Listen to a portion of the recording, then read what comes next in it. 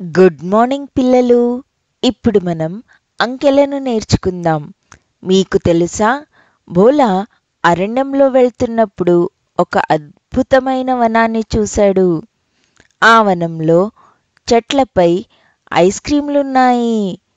అందులోనూ తనకు ఇష్టమైన నారింజ ఐస్ క్రీం. వావ్! వాటన్నిటినీ చూసి భోలా నోరూరింది. వెంటనే తను అనుకున్నది అయ్యింది. ఒక నారింజ ఐస్ క్రీం చెట్టు నుండి చేతిలోకి రాలిపడింది. మ్మ్! ఒక నారింజ ఐస్ క్రీం.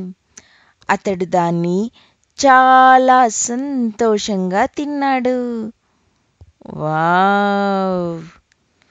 మీకు ఒక సరళ రేఖ గుర్తుందా?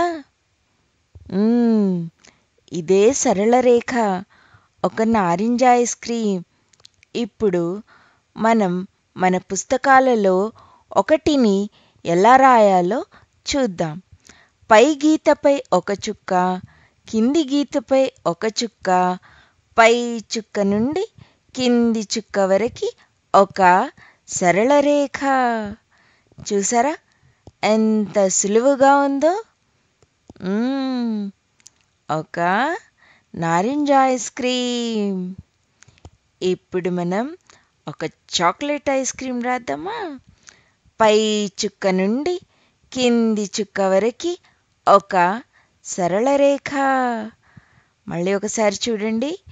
పై చుక్క నుండి కింది చుక్క వరకు ఒక సరళ రేఖ. చూసారా ఎంత సులువుగా ఉందో? అంకెలలో 1 అంటే సరళ రేఖ. అంతే. బాయ్ బాయ్ పిల్లలు.